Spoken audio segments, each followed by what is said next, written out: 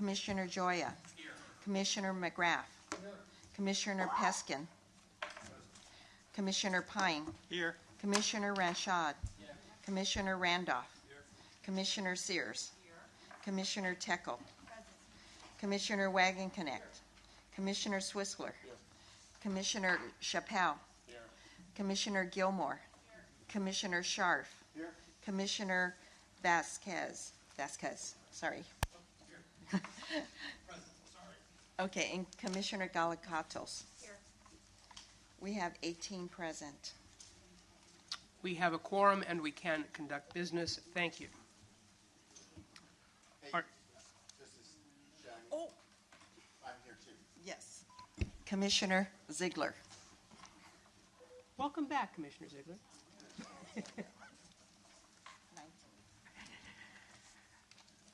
Our next order of business is public comment. I believe I have 4 cards. These are on matters that are not on our agenda. So the first speaker is Bob Wilson.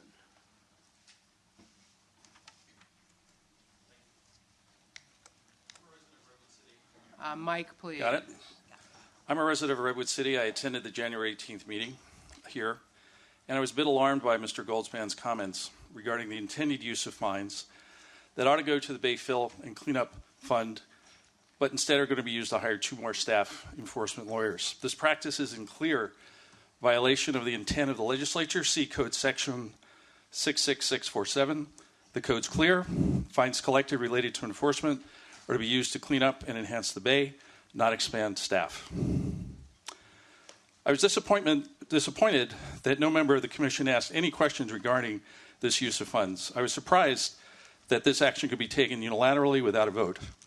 There are already openings posted for these lawyers, and your urgent action is needed. Fines collected by the BCDC in the last 5 years total approximately $1.2 million. Why have they not already been used to improve the Bay? Abatement is not about hiring lawyers to do enforcement. It does mean filling, it doesn't mean filling the staff with more attorneys. There's a more urgent need at the BCDC than hiring staff. It's clear to me the staff priorities need to be changed. Based on my knowledge of staff activities, a better use of existing resources would be to redeploying them, first to write better permits, and second, to make room within the current budget to retain and train qualified engineers and inspectors. If you really need more lawyers to work on enforcement, this is a sign of a broken process. Take a look at the 190 backlogged enforcement cases. There's a problem here. It's not solved by lawyers. Meeting minutes from the enforcement workshop held in October of 2016 show the enforcement staff agrees the permitting process is broken. Commissioners, please assist the permit process be fixed. Don't shortchange our Bay. Once it's fixed, and if you still have issues with funding, please take that up with the legislature. Reverse this misguided decision of the director to use these funds to hire staff. It's bad process, it's bad, it violates the intent of the law, and it's wrong. By the way, using fines for enforcement staff is not a new practice. In fact, Mr. Goldsman and Mr. McCrae are both on record from that same October meeting in 2016 that use of funds for fines for staffing is inappropriate. They had already stopped this bad practice of previous administrations. What changed and why? Budgets are here for a reason. Circumventing these boundaries is wrong. And while the finance staff of the state may be agreeing now with Mr. Goldsman, they did not make the law and they can't change it. Be aware that this intended practice has been brought to the attention of the state auditor. Commissioners, please get out in front of this issue, stop it, and remind Mr. Goldsman that he should not be using these funds that are intended for restoration of our Bay. Thank you. Thank you very much. Since the subject matter of the comment has not been posted, we are not going to respond at this meeting. Mr. Rob Cran.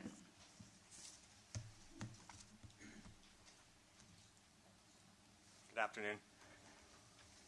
My name is Rob Crennan. I'm a Palo Alto resident, and my comment is whether or not impartial deliberation is possible. When you consider a typical enforcement order, there are various ways to handle it, including recusing yourselves due to lack of information to deliberate impartially. And the enforcement orders prepared by staff are anything but impartial. A process that begins in a spirit of cooperative compliance will eventually morph into a CDO if the front end of that process breaks down. CDOs by necessity are one-sided and accusatory. They indicate the permit holder's statements of defense, followed by BCDC's arguments to support the violations. The enforcement process seems to me, as a layman, that the entire matter is treated as if someone broke the law. But Mr. Goldspan has stated permits are a kind of contract. It's law versus equity. The issue isn't whether the permit holder broke the law, but whether the permit holder did something lawful but failed to deliver on a promise that resulted in an injury. The remedy is not punishment, but to restore equity such that the injured party is compensated as if injury never happened. And in my opinion, if there's no injury, the violation is immaterial. To make that sort of evaluation, you need much more information than I believe you are typically provided or have the resources to pursue. At least, you would need evidence of injury that I failed to see when looking over your records of your many CDOs. I think your enforcement process is outdated. There's an epidemic of violations all around the Bay. The context of force is not working. And until there's some independent oversight to fix it, we'll continue to lose time and financial resources that can never be replaced. I hope this misfortune is not irrevocably woven into BCDC's fabric. Thank you for your time and listening. Thank you. The next speaker is Kevin Parker.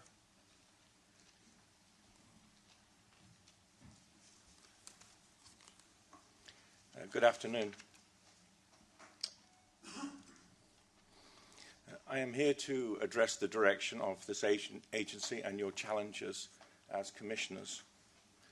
Boaters are not your enemies. Remember, it was 800 private boaters, mostly recreational boaters, who put their lives on the line 70 years ago to rescue 300,000 Allied servicemen from the beaches of Normandy, the beaches of Dunkirk. Duck clubs are not your enemies. Duck clubs have every incentive to restore the bay to its pristine condition and preserve the wetlands for migrating wildfowl. Restaurants are not your enemies. Restaurants provide people access to the bay that wouldn't normally have access. There's nothing more pleasant than a family evening spent having a lovely meal with a beautiful view of our wonderful San Francisco Bay. Yet, amazingly, BCDC has conducted a steady campaign against small businesses that serve boaters, sporting clubs, and restaurant diners. In the last 2 years, the staff has attempted to impose fines of almost $2 million against just 3 businesses. 3 businesses that create jobs, 3 businesses that generate taxes, 3 businesses that are supported by voters. In 50 years, BCDC has evolved from stopping illegal filling in the bay to harassing small businesses. That's not an evolution that anybody expected. With punitive fines that are both excessive and lacking in factual accuracy. There seems to be a double standard at play here. One permittee gets fined while another one next door with the same situation seems to escape those same penalties. Are some targets just more juicy? Is there an assumption that because they have the ability to pay, they will? Or do you make a judgment that some shouldn't or can't fight back? What about the public agencies on the staff's list of offenders? Where are the big fines and enforcement actions against those cities and counties and state agencies in violation? They seem to be largely absent from your agendas. Several of you represent those agencies. Are you comfortable voting for financial penalties against those small businesses? And if you're asked to vote for penalties against a neighboring city, how would you feel if your own agency were on the violation list? Would someone consider this the very definition of a circular firing squad? The point is that while staff is dysfunctional, the Commission itself is facing a crisis of its own. It is a crisis of impartiality and conflicting interests. I'm asking you to take a look at your duties and responsibilities. I'm asking you to raise questions that you don't seem to be asking.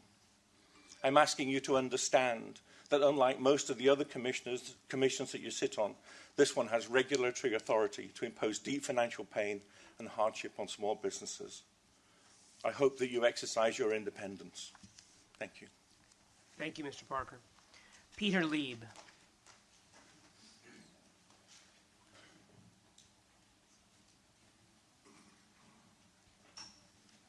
Thank you, ladies and gentlemen.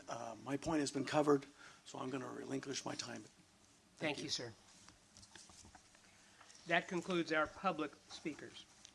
Our next item of business is approval of the minutes of February 1st, 2018. We have received draft minutes of the meeting held on February 1st. I would appreciate a motion and second to approve the minutes. I'm sorry. Sharp. Commissioner Scharf. Second. And Commissioner Ranchod. Any comments, corrections? All those in favor of approving the minutes say aye. Aye. Any opposed? Any abstentions?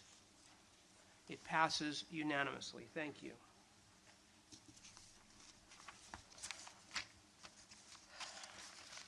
That brings me to my report. Thank you. Oh, it is here. I apologize. Thank you. Usually have a separate document. Habits are hard, you know. I'm pleased to report that Governor Brown's appointment of Commissioner Sanjay Ranchod to the Commission has been confirmed by the Senate. Congratulations and welcome in your full position. Thank you, sir. My general remarks will be short. There are two headlines in today's papers, I think, of significance, quite different. I'm going to try and join them up. One is the very instructive headline and actually series of videos on the front page of the New York Times today on rising seas threat to Easter Island. Very far away from us. Doesn't have much effect on us. But I think it does demonstrate, one, the real problem of rising seas, which threaten actually to take out most of the value of Easter Island. Many of the statues are fairly close to the water, and the islands themselves are fairly low. And they are now opening up, the waves are opening up graves and taking things away, and ultimately taking away the economic viability of that area as well as a world cultural heritage resource. Not much can be done to adapt Easter Island to that problem. Putting a seawall all the way around it is probably not an effective solution. It demonstrates, I think, the severity of the problem and the hard reality that even if we significantly increase our mitigation efforts regarding greenhouse gases, the seas are going to continue to rise, and there are areas that will have to be abandoned. The second set of headlines is quite different. It's the youth, the kids, who came out of school to protest over gun violence. Gun violence is not in our jurisdiction, but it is certainly a concern to all of us. But the important message from that, I believe, is that we have across this country a younger generation from elementary schools all the way up who are willing to stand up and say this isn't right, who are willing to stand up and say things need to change. A little child may well lead us. As you begin to hear more and more about the efforts of our education working group, the fourth wave of our efforts to determine what we can do to adapt to rising tides, to protect our built and natural environments, what we should do, and how we're going to pay for it.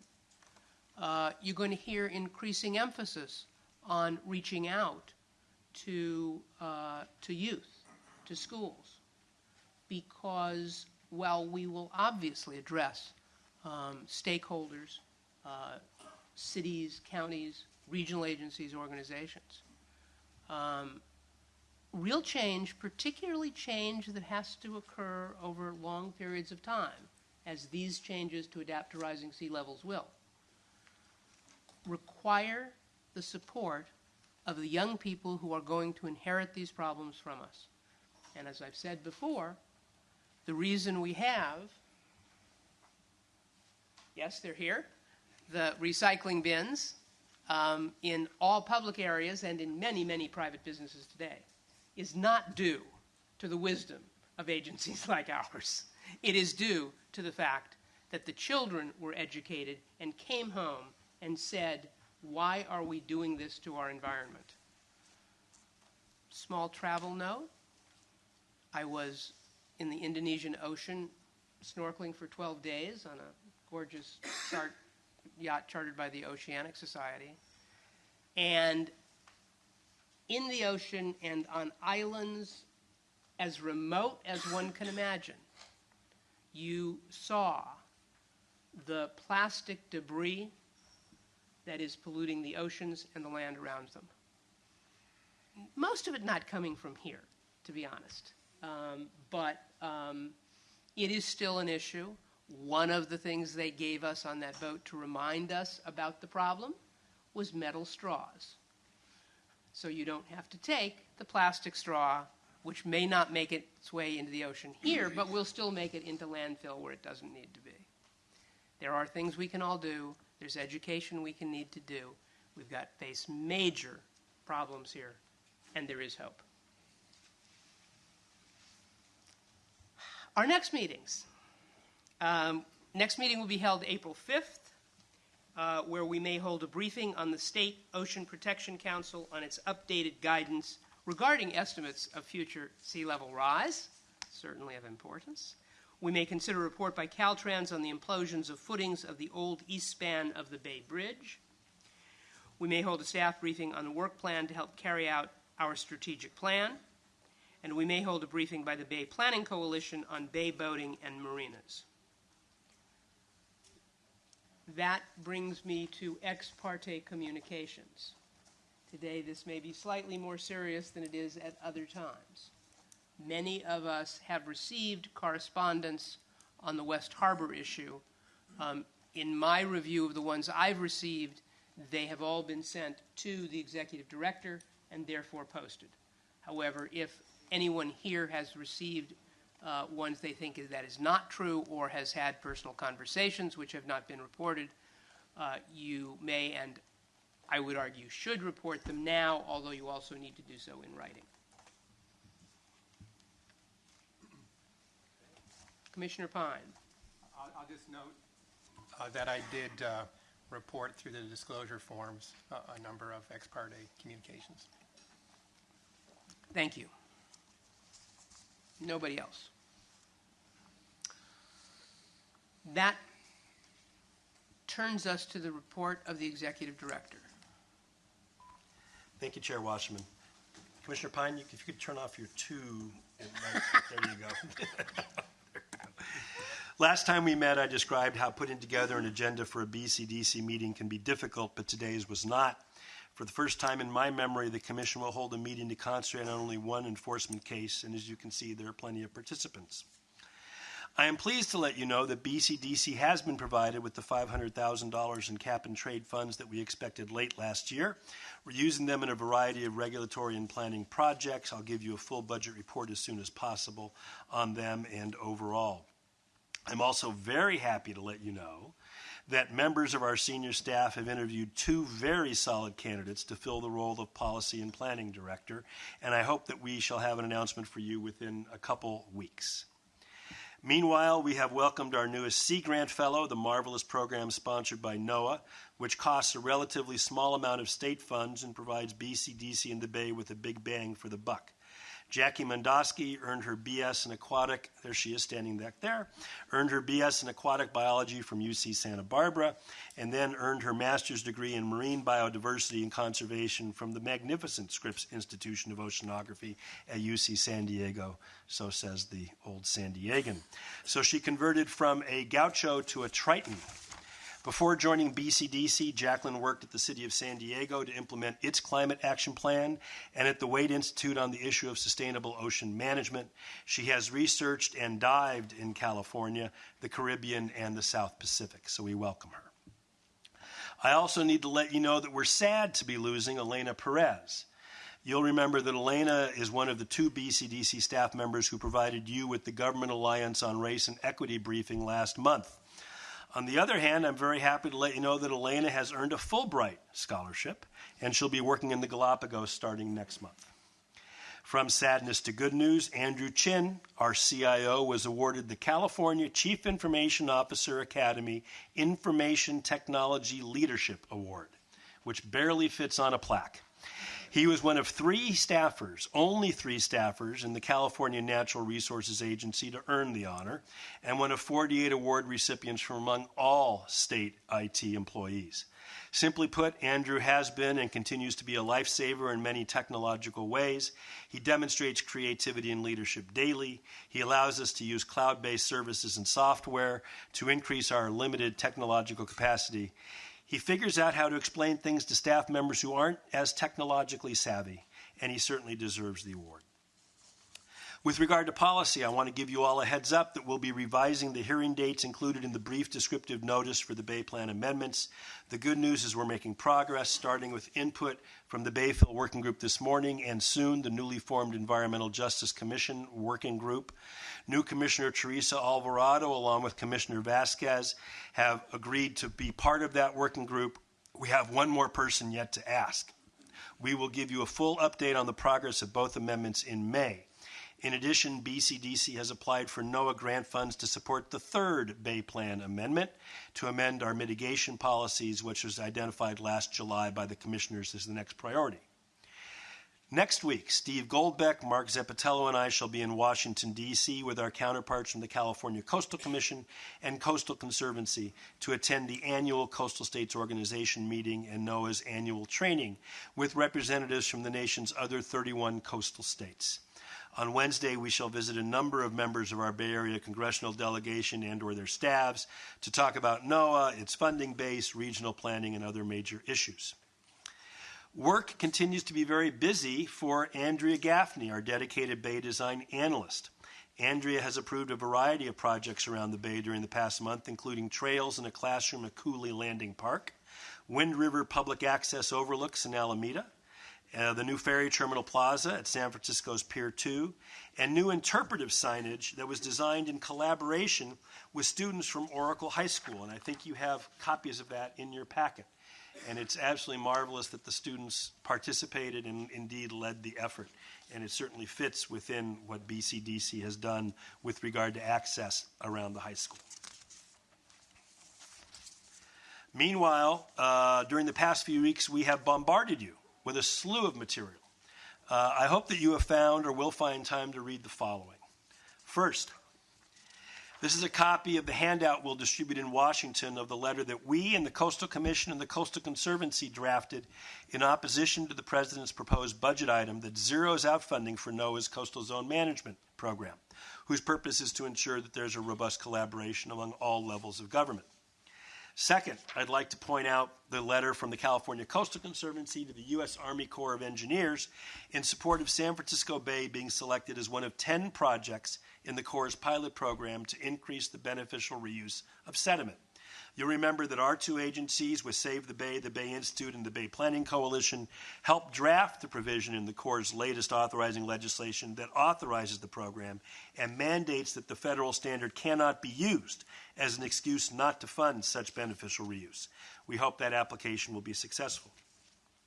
Last week, we distributed a couple newspaper articles. The first, by Paul Rogers in the Mercury News, describes a new study on subsidence along the Bay shoreline.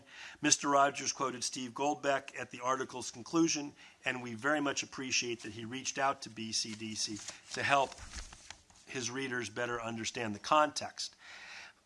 Finally, I want you to please read this article because I want you to keep up to date on the ongoing trial in San Diego County for the coastal commissioners accused of not disclosing ex parte matters. 2 final points to make. First, you will soon receive an email from Reggie Abad. Where is Reggie? Is Reggie here? Standing right outside there. He is compiling a list of emergency contact information to be used by Chair Wasserman and or me should we need to contact you during a critical period. The information will not be made available to the public or the rest of BCDC staff. Reggie will provide you with a form. Feel free to use it or discard it as you wish. Finally, speaking of disclosure, I want to remind you all that your FPPC Form 700s are due on April 2nd, 18 days from now. 17 days from now. 18 days from now. Currently, only 9 commissioners have submitted the required forms. Please do not delay. That concludes my report, Chair Wasserman. I'm happy to answer any questions. Are there any questions for the Executive Director? No. I think you want to make clear those forms are due at the end of the month, so the folks who haven't filed haven't violated anything. April 2. Right. April 2. 18 days. Item 7, I count myself in that group. Item 7 is consideration of administrative matters. Brad McCray sent to us the administrative listing on March 9th. Does anybody have any questions about administrative matters on that list? Off the hook once again. Thank you. Item 8 is a closed session regarding pending litigation regarding Mark Sanders and Westpoint Harbor, LLC. Therefore, I am now asking the commissioners to join me in crossing the hall to the Claremont Room, which can be accessed through the boardroom directly across. Everyone else can remain here. Talk amongst yourselves as you like, and we will rejoin you as soon as we are finished.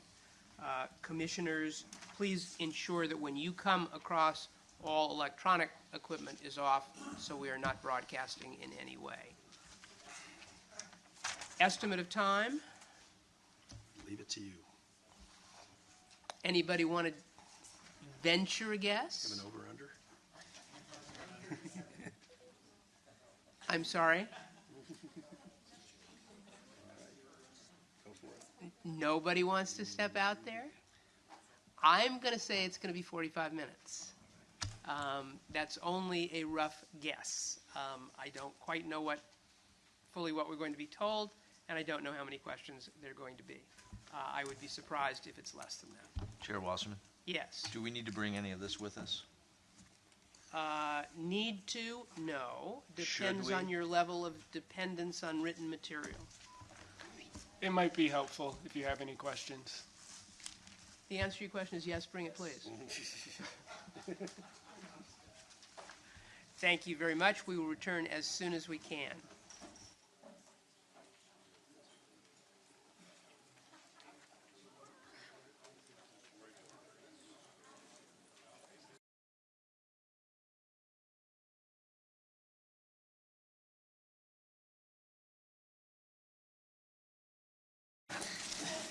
There was no action taken in the closed session. That brings us to the matter on the recommendation of the Enforcement Committee regarding Mark Sanders and Westpoint Harbor, LLC. It is my understanding, the process will be, we will hear from staff, we will hear from the respondent. Do I have the order right, David?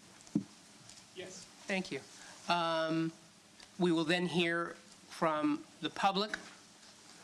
We will then close the public hearing, and the commission will deliberate. Let's start out, however, by being clear about what the options for the commission today are and what the fundamental procedure is. David, please. Chair and Board, I'm happy to do that. The Commission's options today are in Title 14 of California's Code of Regulations, Section 11332. Essentially, there are 4 options. 1, the Commission can adopt the recommended enforcement decision without any changes in the proposed cease and desist order. 2, the Commission could just dismiss the entire matter and dismiss the recommended enforcement decision and without adopting any particular order.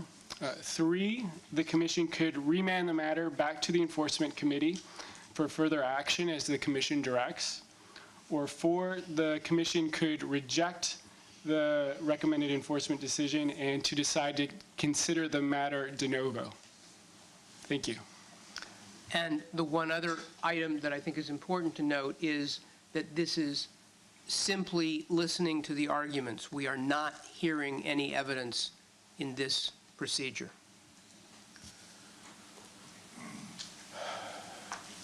Any questions from the Commission at this level? Then I think staff is up to bat. And I'm sorry, the parties have agreed on 15 minutes each. And I would caution everybody, and this, I'm sorry, let me make one additional caution to the public. We want to hear from you. We may start losing commissioners between 4 and 4:30. I would hope that all of you would be inspired a little bit by the last speaker on general matters, that if you are basically reinforcing and repeating what's been said, you could say that without going on. I will allow the 2 minutes to stay for the members of the public each, but with the context that we could start losing commissioners, I would ask you to be as brief as possible. Now, you can start batting, Mark. Chair Wasserman, Commissioners, Mr. Sanders, good afternoon. Mr. Sanders constructed Westpoint Harbor Marina from a portion of a former salt pond under a permit issued by this commission in 2003. The reason that we're here today is that Mr. Sanders has not done what he agreed to do under the permit. He has refused to comply with the contract that he entered into with the commission almost 15 years ago when he signed his permit. Like all other BCDC permits, the Westpoint Harbor permit requires that public access be provided prior to the use or occupancy of authorized structures. In this case, Mr. Sanders did the exact opposite. He pursued his development first, and he put off providing required public access till last. Specifically, under this permit, the trigger for providing public access and public access improvements was installation and use of what are referred to as the Phase 1B marina berths, and that occurred by no later than September of 2009. However, Mr. Sanders did not provide public access to the majority of the required public access areas or amenities until July of 2017, approximately 8 years after required to do so by the permit. To this date, Mr. Sanders has not obtained approval of required plans for signage, for public walkways, for landscaping, or for site furnishings. Mr. Sanders has failed to install most of 170,000 square feet of landscaping as required by the permit, or all of the site furnishings required by the permit. He's failed to provide required visual barriers to the adjacent salt pond to the south. Despite his agreement to do so in a finding in the permit, he has failed to install required signs and buoys in Westpoint Slough to protect wildlife, including conditions that were imposed at the request of the United States Fish and Wildlife Service to protect the adjacent National Wildlife Refuge. He's also failed to provide required shorebird roosting habitat or to fully implement a wetlands mitigation plan that he submitted to the Corps of Engineers, but not to BCDC in 2003. And finally, he has installed numerous unauthorized structures in the bay and in dedicated public access areas. BCDC staff inspected the site in 2011 following a complaint that was forwarded to staff by a commissioner that a member of the public had been denied public access to the site. In May 2011, BCDC notified Mr. Sanders of numerous permit violations at the site, and for the past 7 years, staff has attempted to work with Mr. Sanders to resolve the violations. Between 2012 and 2015, staff prepared 5 different versions of a proposed permit amendment that would have addressed many of his concerns, and each of which he refused to sign. Since 2003, Mr. Sanders has received the benefit of his permit. He's developed and profited from his marina, while the public was denied required access and public access amenities, and while required environmental protections were not implemented. A brief comment on the proposed penalty. Staff aggregated 35 multiple violations into a total of 22 so as to avoid a claim of overcounting, and staff did not propose a penalty for 4 of the violations. The proposed penalty is what it is because of the large number of violations and the long duration over which they occurred. However, staff has no objection, as proposed or suggested by the Enforcement Committee, that Mr. Sanders have an opportunity to be entitled to a waiver of a substantial portion of the penalty if he complies with the order and with the permit. For the remainder of my presentation, I'll provide a brief orientation to the site and the timeline of the enforcement matter, discuss briefly the key provisions of the proposed order adopted by the Enforcement Committee, and present the staff's recommendation. The slide on the screen is a vicinity map which shows Westpoint Harbor on the right side, and to the south, and you can see some of the green. That's the remainder of Pond 10, Salt Pond, owned and operated by Cargill. To the east, the Pacific Shores Center that has public access along the slough that is intended and now connects to Westpoint Harbor. And approximately a little less than 300 yards across the slough is Greco Island and the wetlands of the National Wildlife Refuge. Here's a closer up map of Google Earth image of the site. I'll just point out a few of the site features. The marina itself and the public access improvements are phase 1 of the project. Phase 2 is the boatyard to the east, and phase 3 is the future retail areas to the west. The guest docks are along the west side of the marina basin. The unauthorized rowers dock that is discussed is the 101 surf sports facility here. Mr. Sanders and his supporters are now saying that there is plenty of public access at the site. However, he only opened the public access, or the majority of it, after being informed that staff was initiating an formal enforcement process. As recently as last June, there were members-only signs at the marina entrance. There were restricted access signs blocking the way, well, not blocking, but discouraging cars from driving down here. There was a restricted access sign on the trail here so that you couldn't walk this way. The public access along this side of the marina basin was blocked with a gate. The connection to Pacific Shores was blocked with a gate.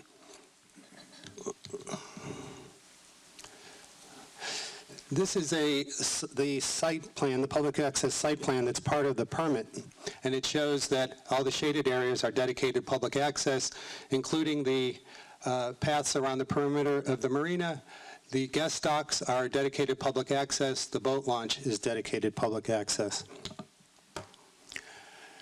The timeline, in May, as I mentioned earlier, of 2011, staff notified Mr. Sanders of numerous violations. One of Mr. Sanders' concerns was that he didn't want the public walking along the undeveloped Phase 3 future development sites. So although staff didn't think fencing was required, an agreement was reached early in 2012 with Redwood City and Mr. Sanders to install temporary fencing.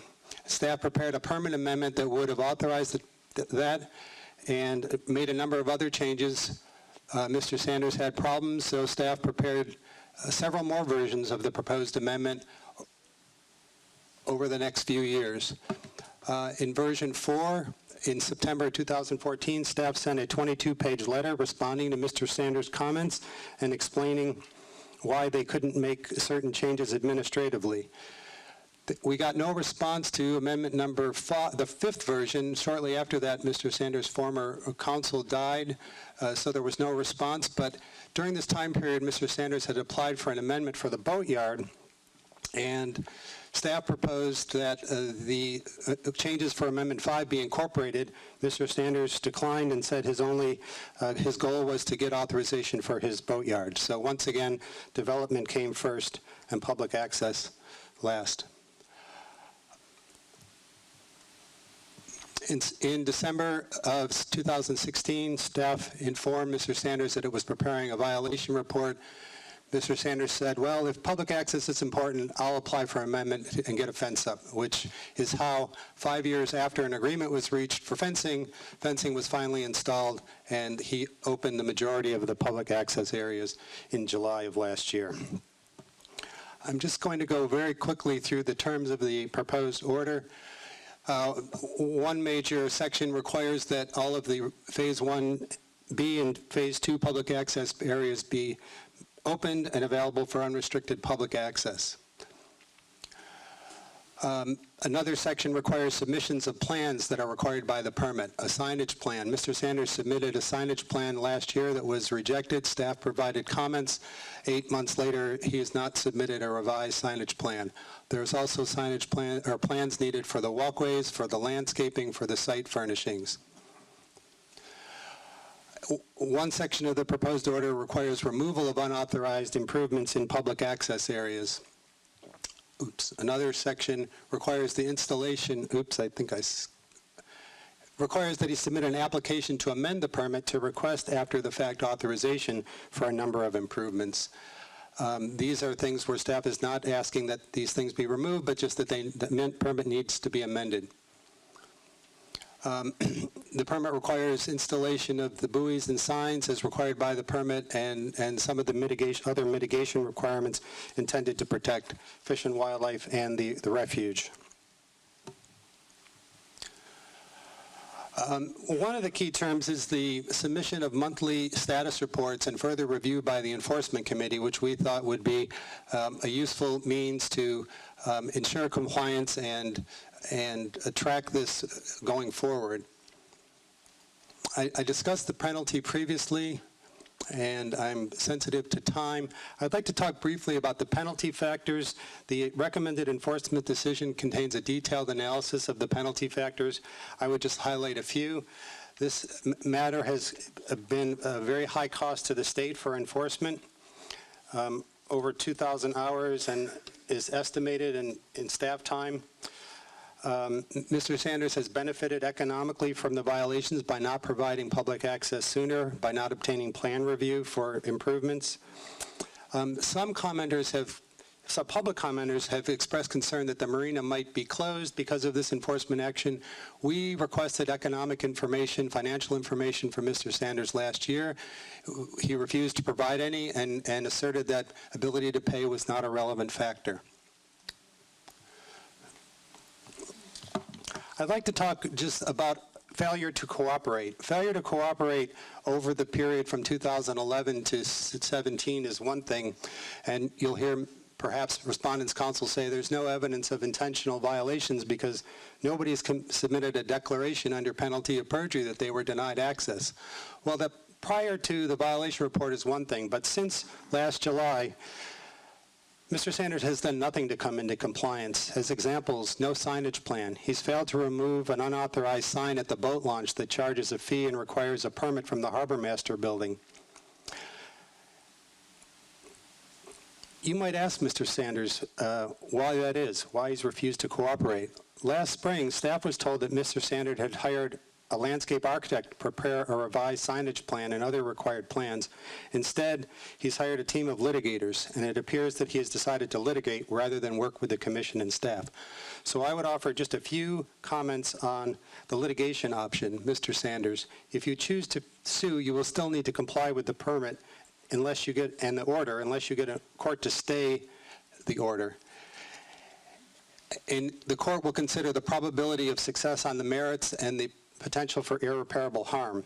On the probability of success on the merits, I think it's fair to say it's an uphill battle to get a court to agree that you don't have to comply with your permit. And as for irreparable harm, we will submit statements by the Fish and Wildlife Service about the need for buoys and signs and the hazards for planting trees along the slough, and the comments that public is still being denied access to the kayak launch, to the boat launch. On the merits, there's substantial evidence to support the Commission's decision. If it's not too late, Mr. Sanders, I would like to make a final appeal to you to consider the alternative, which is to work with staff and work with the Commission and the Enforcement Committee. If you put in as much effort into compliance as litigation, this would be largely behind you in a year. Turning to the staff's recommendation, the staff recommends that the Commission reject the Enforcement Committee's recommended enforcement decision. The staff further recommends that the Commission consider the matter de novo and that proposes that the staff will submit a modified proposed order substantially identical to the modified order that the staff proposed to the Enforcement Committee, subject to additional modifications by direction from the Commission here today. To explain the basis for the staff's position, I just will explain a few of the principal modifications we made in the order submitted to the Enforcement Committee in January. A number of the modifications made the order less onerous and more favorable to Mr. Sanders. The modified order would allow more time to complete a number of plans and submissions under the order. There were some improvements in the public access area where in the modified order we would allow Mr. Sanders to apply for an amendment to leave those improvements even though they're in the public access area so that he wouldn't be required to move them immediately. This includes the community garden and a storage shed. Mr. Sanders claims the postcard will not authorize buoys and signs in the slough, but there's no evidence he even applied. So the modified order, rather than directing installation of the signs and buoys, would require him to apply to the Coast Guard, and if the permission is denied, to come up with an alternative and seek a permanent amendment. The modified order would allow for an extension of time provision so that the executive director could grant reasonable requests for extension of any of the deadlines. The modified order also expands upon the requirement for submission of monthly reports and further reports by the further hearings before the Enforcement Committee. We would propose 2 subsequent hearings by the Enforcement Committee in 6 months and a year. And tied to that, the civil penalty provision would be modified to allow for a waiver of a portion of the penalty as determined by the committee, not by staff, not by the executive director. And it would provide for a waiver if substantial compliance as determined by the committee. Mr. Sanders, I just have 1 more minute. Mr. Sanders, you may think the waiver provision is illusory and provides a false expectation of a waiver and puts too much discretion to the staff, but I would suggest to you that the opposite is true. Those provisions for monthly reporting and 2 further hearings by the Enforcement Committee put the focus on the staff as well as on you. Those provisions give you the opportunity to hold staff accountable on both points. Staff will have a strong incentive to work with you cooperatively and reasonably because we will all be coming back to the Enforcement Committee twice for the Enforcement Committee to assess compliance. Finally, the revised proposed order would make a number of changes in response to evidentiary objections raised by respondents. As 2 examples, the committee's proposed order that's before you states in a number of places that the violations resulted in adverse impacts to biological resources. In response to council's arguments that we haven't proved harm, the modified order would revise the language to say the violations likely resulted in harm. That's sufficient. Staff doesn't have to prove harm. We just have to prove failure to comply with the permit conditions. As another example, the respondents argue there's no evidence of knowing and intentional conduct, and we deleted those provisions from the modified order in a number of places. Finally, I'd comment on the 2 options available to you if you choose not to adopt the Enforcement Committee's recommendation are either to remand to the Enforcement Committee or to hear the matter de novo. We would urge you to hear the matter de novo for 3 reasons. First, we believe that judicial review will be clearer and cleaner if the order is adopted by the full commission. Second, if the commission hears the matter de novo, you will be able to make modifications to the order as late as the hearing, rather than being presented with an order from the Enforcement Committee that you will have to accept without modification. And finally, and importantly, given the complete lack of cooperation and failure to move forward to compliance, there is some level of urgency in getting an order adopted. We believe that irreparable harm is occurring to wildlife and to public access. The Commission should adopt an order next month following one more hearing rather than remand to the Enforcement Committee, followed by Commission consideration at yet another meeting, perhaps not until May. The suggested motion that I would offer is that the Commission reject the Enforcement Committee's recommendation and decide that the Commission will consider the matter de novo. Thank you. Thank you. The respondent has 18 minutes. Zach, one thing, I want to make it clear to the respondent and the public, if the commission adopts the recommendation of the staff, the de novo hearing would not be today. Correct. That would be at another time. I just Correct. want to make sure everybody understands. Thank you.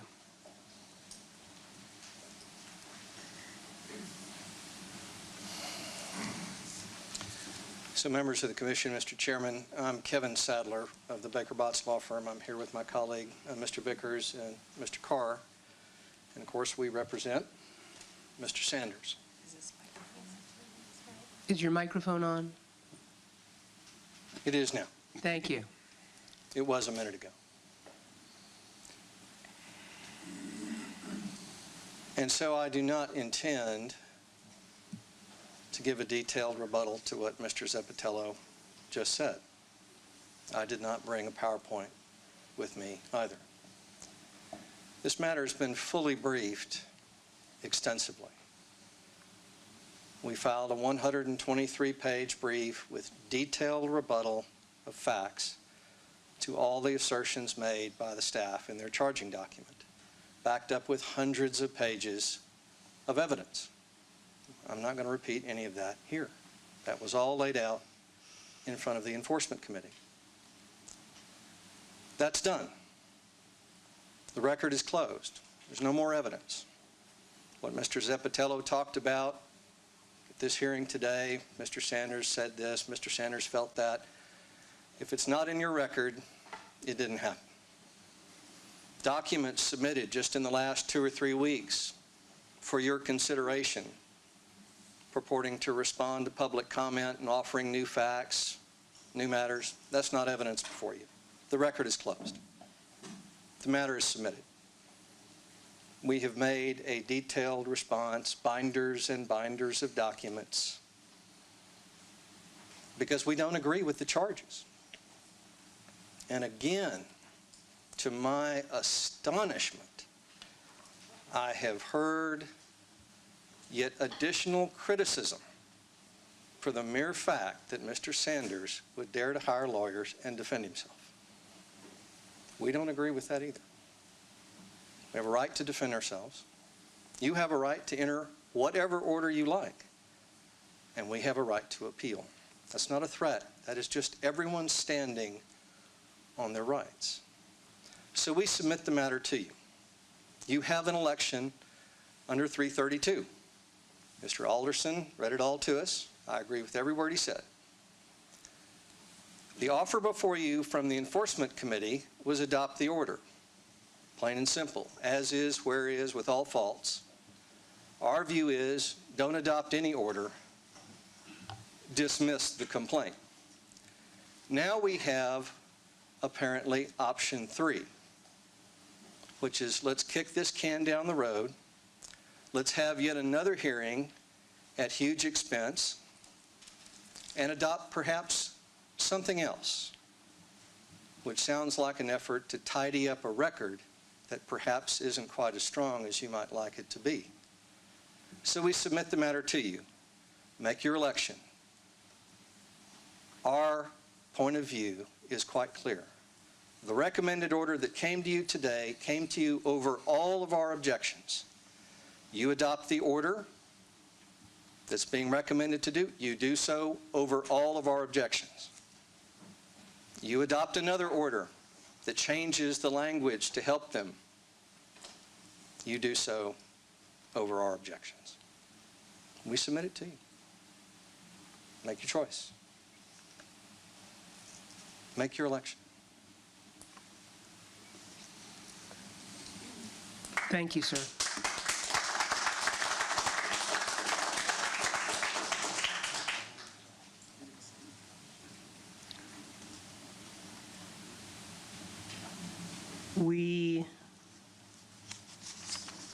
Sorry, I'm just checking my cheat sheet.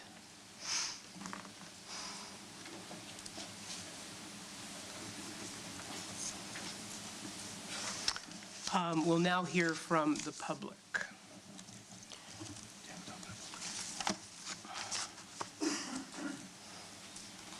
Not what this says. That's correct. We will now open the public hearing. I sit corrected.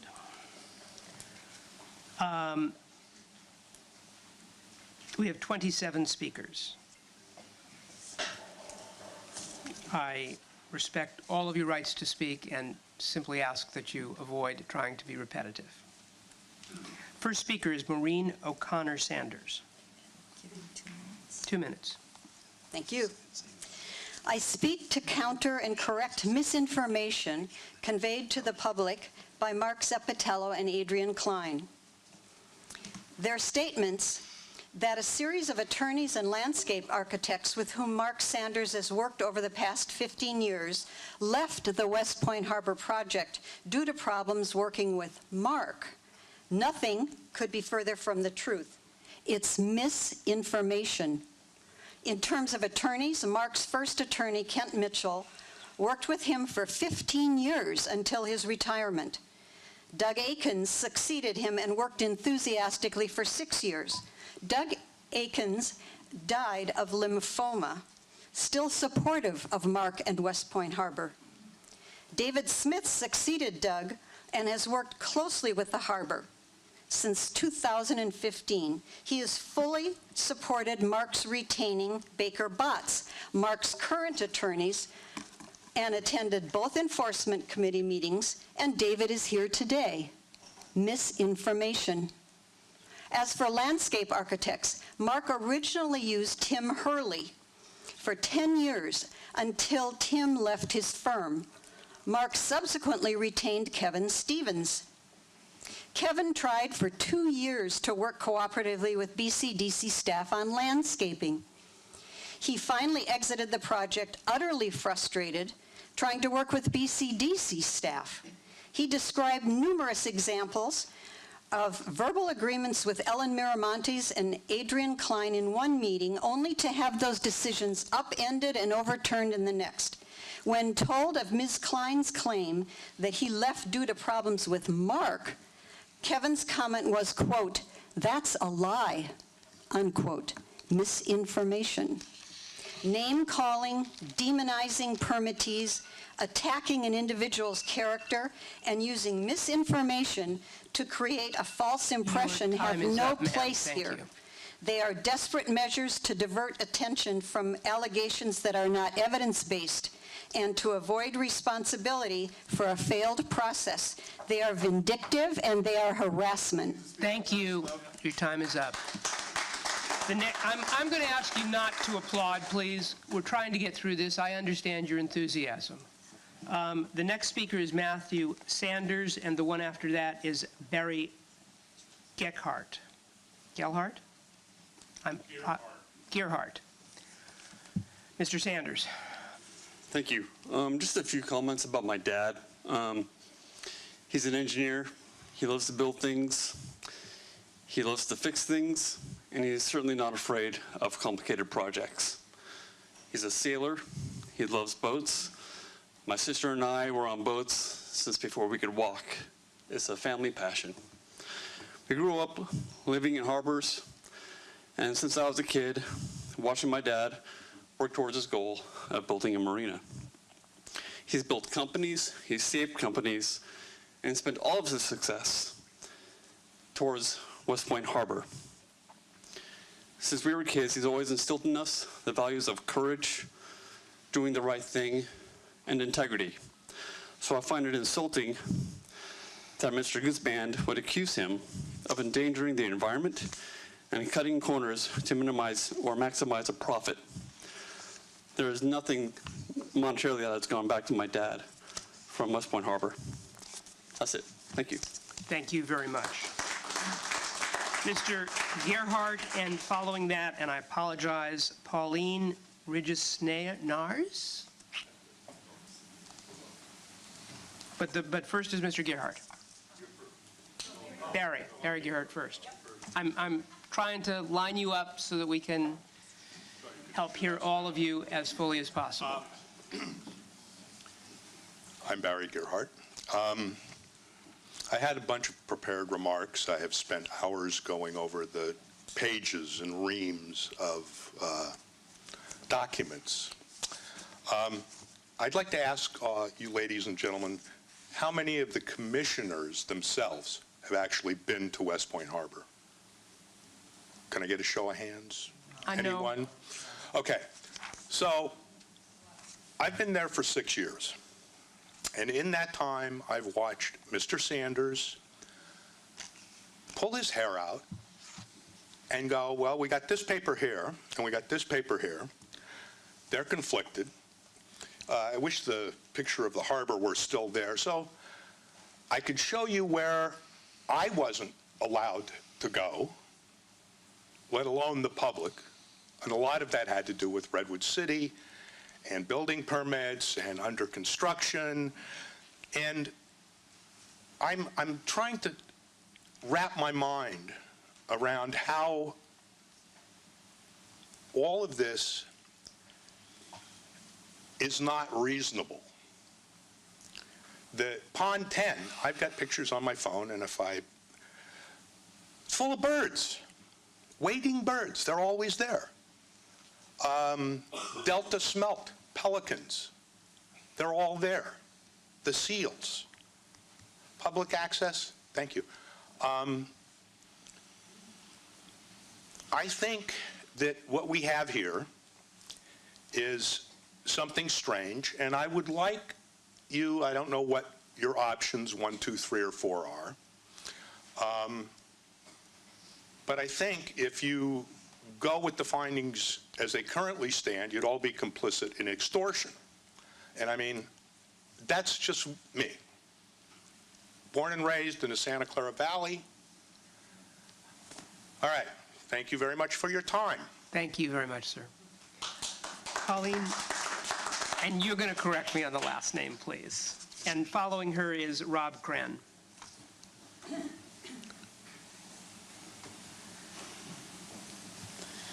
My name is Pauline Rousenaars. I know that's a hard one. And I'm a friend of Westpoint Harbor. Like the BCDC, our core values are protecting our environment, preserving our natural resources, and sharing Westpoint Harbor with our entire community. Friends of Westpoint Harbor have secured over 5,000 signatures on a petition, right here, with a call to action to dismiss all allegations and proposed fines against Westpoint Harbor, to investigate BCDC enforcement actions and fines by the California legislature and state auditor, to support BCDC for rights of equal access to the bay for all relevant water-oriented recreation sports, groups, I should say, and the appointment of independent and objective party to review the BCDC versus Westpoint Harbor case. We, Friends of Westpoint Harbor, have done our own research and have distributed a comprehensive position paper. You all should have received a copy. The bottom line of all of this is that the facts do not support the allegations. After months of seeing a bad situation become even worse, it is time to act. We call on you to vote against the proposed cease and desist order. Vote no today. Thank you very much. Thank you. Mr. Crenn, followed by Brenda Hattery.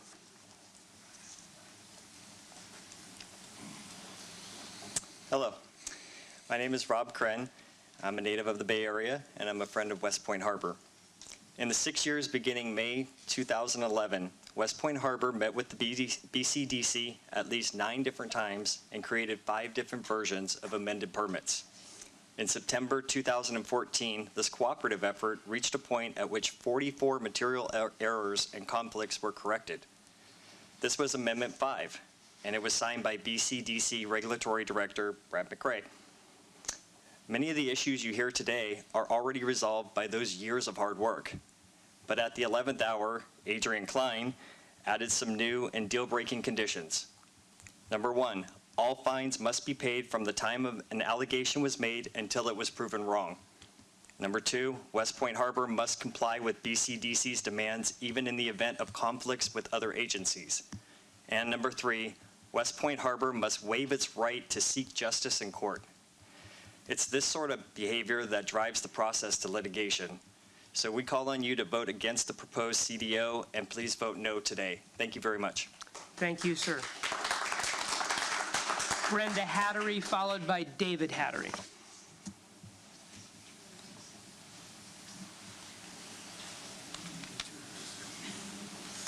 My name is Brenda Hattery, and I'm a friend of Westpoint Harbor. We believe the allegations against the harbor are unfounded, and that the reasons that they're even possible is because of behavior within BCDC. Other friends here will tell you about problems like factual inaccuracies, mistakes exaggerating, jurisdictional conflicts, as well as BCDC demands that will hurt the environment, safety, or public access if the BCDC demands were completed. 19 of the 23 allegations are built wholly or in part on process problems. Those include losing or ignoring paperwork, not following internal administrative processes at BCDC, like reviewing submitted documents, and subjectively reinterpreting the permit at any time. This amended permit includes at least 44 identified errors, and staff has little incentive to remove the errors. I believe it's because they provide leverage and enforcement traps. So now staff has alleged things like 12-foot wide paths were intended everywhere. The rowing center is authorized no dock. The public gets unlimited access 24/7, and the project's initial CEQA must be ignored. BCDC won't acknowledge or review the submittals made, but now allege, long after construction, that no plan submittals were made. BCDC refuses to accept permittee proof of compliance, yet relies upon citizen reports rather than doing their own inspections of the site. This is a broken process. We call on you to vote against the proposed CDO, against kicking the can down the road. Just drop it, please. Thank you for your time. Thank you. David Hattery, followed by Richard Weber. I'm also a friend of Westpoint Harbor. Exaggerating and reaching by BCDC was found in 17 of the 23 allegations. So many examples, so little time. Behind the dumpsters, there's a small utility shed that BCDC claims is blocking a public access view. You can't see the shed because the dumpsters are in the way, and besides, who wants to be looking behind dumpsters for a view? This is reaching for a violation. BCDC actually wants no view on the entire dumpster side of the harbor. They are claiming insufficient visual barriers between Westpoint Harbor and the roof space. Ironically, a roof space Westpoint Harbor created from a bittern pond that, in other allegations, BCDC claims was never even created. Drawings show that the existing barrier exceeds permit requirements, but now BCDC wants an aesthetically pleasing barrier. Notwithstanding the complete absence of aesthetic in the permit, the existing barrier as it stands is both effective and pleasing. Roosting birds are unfazed by the distant people, and the people enjoy watching the birds at roost. This is an example of exaggerating and reaching for a violation, not to mention reinterpreting the permit and conflicting claims. There are a couple of utility boxes that extend some inches into the wide public access paths. These sorts of things are hard to avoid, and changing the entire design of the facility to account for a couple of boxes would no doubt ruin the overall aesthetic of the facility. I see these types of incursions on the Bay Trail everywhere. This is reaching for a violation.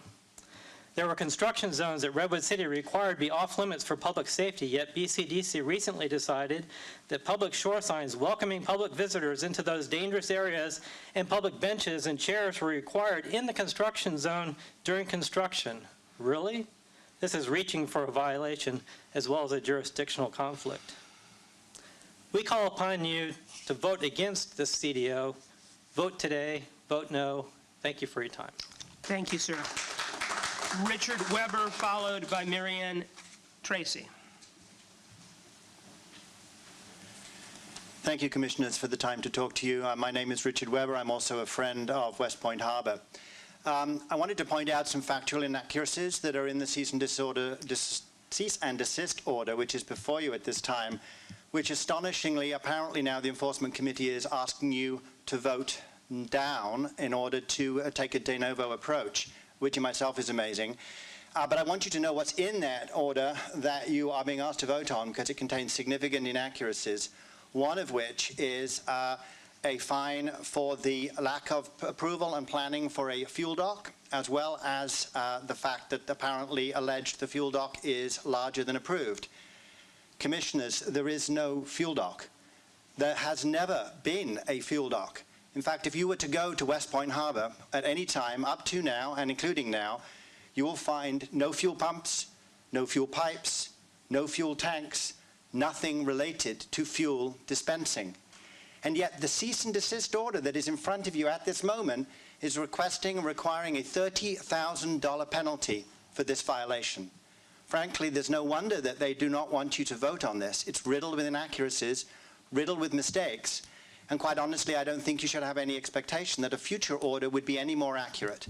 So at this point, I call on you in good conscience, not only to vote no on this order, but to dismiss it entirely on the basis you cannot have any expectation that what's going to come in front of you will be any better constructed.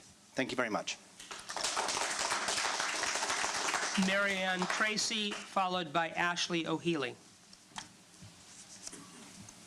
Honorable Commissioners, thank you very much for your time today. My name is Marianne Tracy, and I'm a friend of Westpoint Harbor and a longtime resident of Redwood City. Several of the demands made by the BCDC will actually make matters worse than better for the overall environment and safety of the harbor. For example, in Allegation 5 regarding public parking signs, the BCDC staff states that upright signs clearly visible to the public were needed for parking spaces, which are currently marked with paint on pavement. Not only is this requirement not listed in the permit, but upright signs would create a perch for birds of prey, which would endanger some of the protected wildlife that currently thrive in the harbor and nearby Greco Island. Allegation 1 includes leaving public access restrooms unlocked after office hours, despite the fact that the BCDC agreed to this request in April of 2012. This would decrease the safety of the harbor and its residents, especially since these restroom facilities include showers. Even public parks lock their restrooms at night. Why should the harbor be any different? And in Allegation 7, BCDC is asking that the current signs installed on the edge of Greco Island informing boaters that access is prohibited be replaced by a series of buoys. Not only were the current signs endorsed by the U.S. Fish and Wildlife and approved by BCDC's own Tom Sinclair, but many of the proposed buoys would be useless at low tide and not visually effective for kayakers and paddlers. Therefore, I ask you to vote no today and make a decision in favor of the environment, safety, and Westpoint Harbor. Thank you. Ashley O'Healy, followed by Allison O'Healy. Hi, I'm Ashley O'Healy. I've been at West Point for 6 years. It's great because it's a clean marina. We even have a harbor seal. Her name is Emily. I've been to other marinas and they aren't clean, but they get to lock their gates and bathrooms. I think we should get to lock our gates and bathrooms too so we can be safe. Please vote no on the proposed CDO. Thank you. Thank you very much, Mrs. Wheeler. Allison O'Healy. Allison O'Healy, followed by Louis Adamo. Okay. Hi, I'm Allison O'Healy. I've been at Westpoint for 6 years.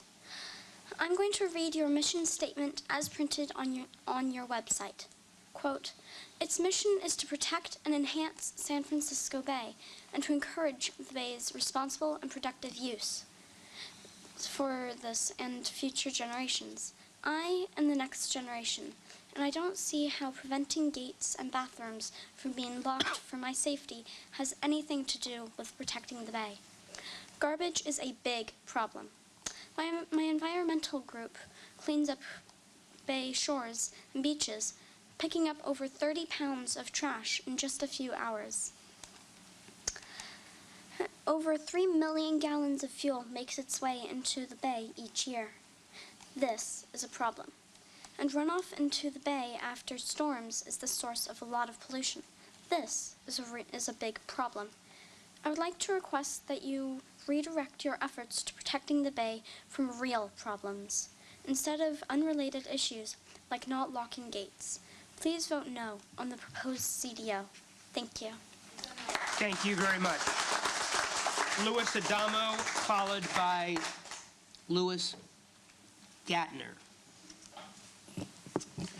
My name is Louis Adamo, and I'm a friend of Westpoint Harbor. Several allegations by the BCDC against Westpoint demonstrate BCDC's lack of regard for other governmental jurisdictions, industry standards, or normal operating procedures. Let me highlight a few examples.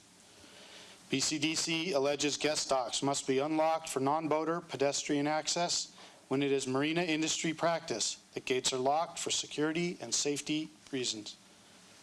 Another is that BCDC alleges their navigation requirements to place markers and buoys in the middle of an active channel must take precedence over the U.S. Coast Guard and the City of Redwood City. A third is that BCDC alleges that certain tree species would have a negative impact on the local wildlife when just 5 years earlier they accepted the same trees as the appropriate choice.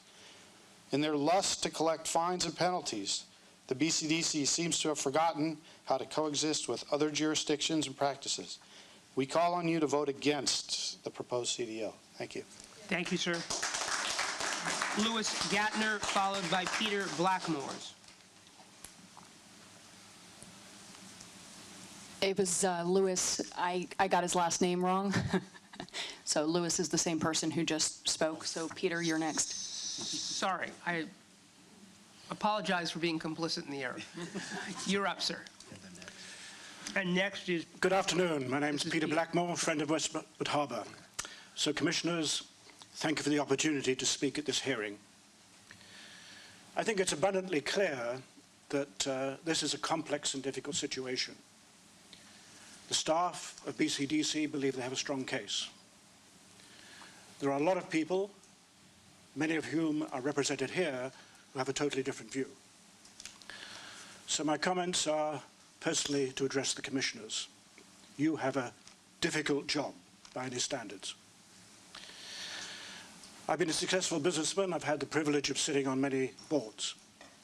In the course of that career, I too have had difficult decisions to make as a board member. What I've experienced is that there is no substitute for going to get all the facts and see all the points of view. And I emphasize this is never out of disrespect to the staff who prepared a recommendation.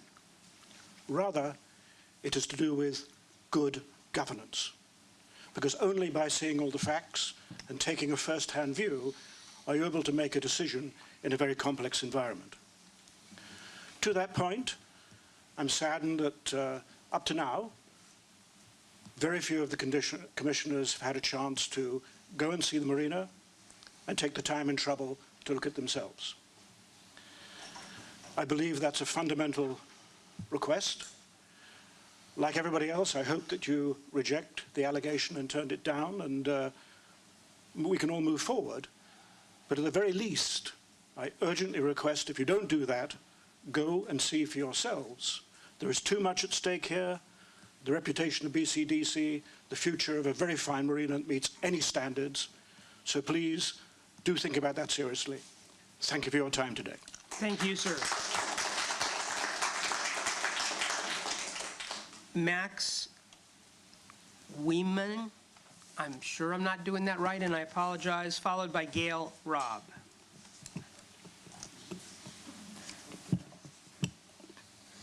Hello, my name is Max, and I represent Friends of Westpoint Harbor.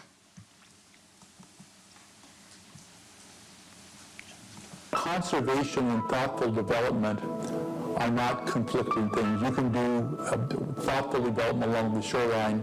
So we removed bidding from the 110-acre pond before we created the 50 acres on the part purchase. So as a consequence, the remainder of the pond has been a roost habitat and has been maintained by Cargill for that purpose for the last 16 years. This is a wonderful water-oriented use. We test our water twice a year. It actually tests cleaner than the bay itself. Westpoint Harbor has almost a mile of new bay trail, 10-foot wide throughout the harbor. The pond, which was used to store chemical bittern, is now long gone, and we have a new basin. As I look at Westpoint Harbor today, I'm absolutely delighted how well it turned out.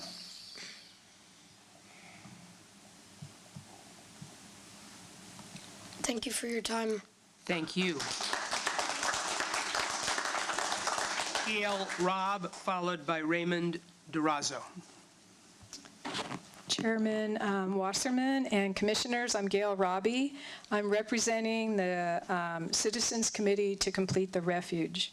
We would like to convey our strong support for the Enforcement Committee's recommended enforcement decision to ensure that Westpoint Harbor complies with all BCDC permit conditions.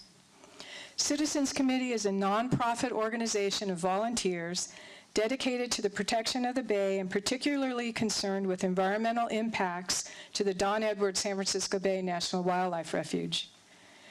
Citizens Committee originally commented in support of the proposed Westpoint Marina project based on the strength of the required protections included in the 2001 Redwood City Mitigated Negative Declaration and the seeming willingness of Westpoint Harbor to implement these crucial environmental mitigations that were recommended by the U.S. Fish and Wildlife Service.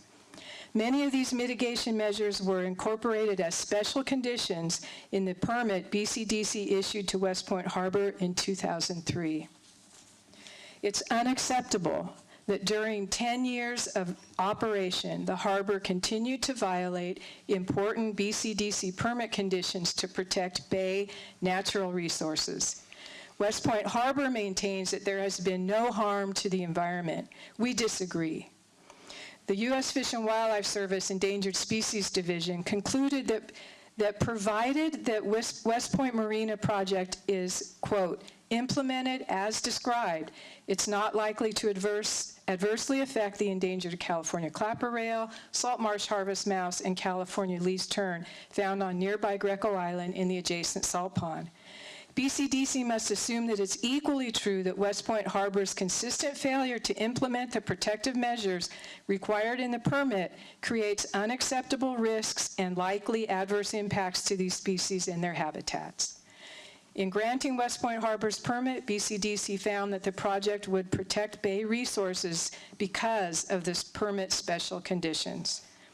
BCDC is responsible for ensuring that measures outlined in the Westpoint Harbor permit are put in place as soon as possible. Thank you. Thank you, Ms. Robbie. Raymond Durazo, followed by Camila El Najib Wahab.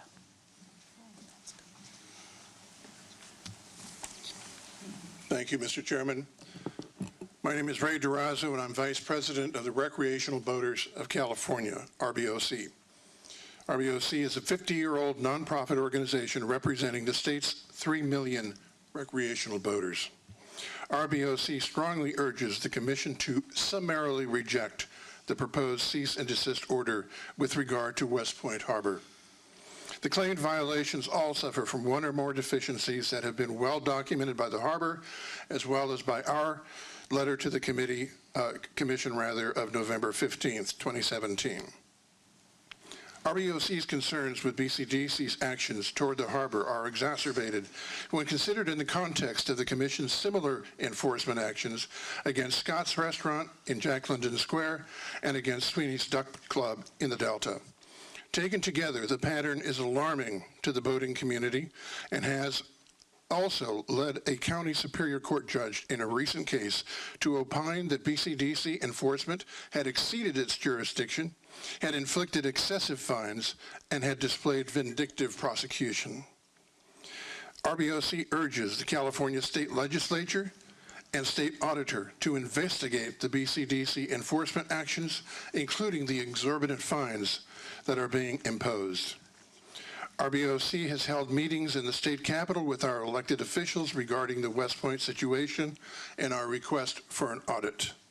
We have found a receptive audience, and we will continue to push forward in this regard in the weeks and months ahead. Thank you. Thank you. Camila Najib Wahab, followed by Helen Horn.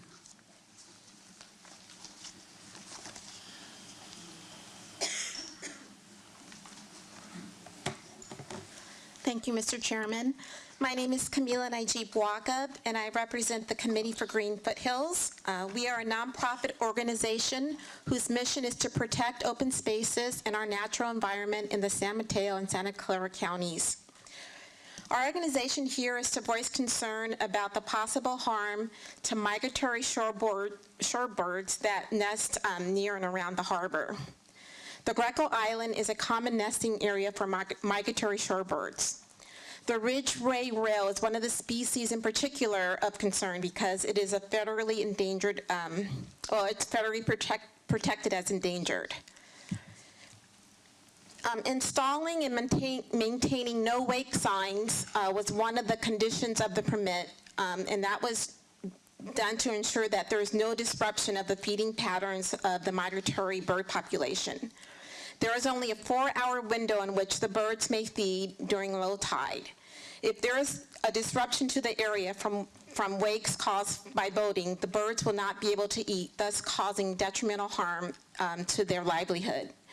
The fact that there were no wake signs for boaters for many years means that these endangered birds may have been negatively impacted. The Committee for Green Foothills strongly encourages the BCDC to enforce the terms of the issued permits to ensure that the habitat of migratory birds are protected and conserved. Thank you. Thank you. Helen Horn, followed by Edward Stansel.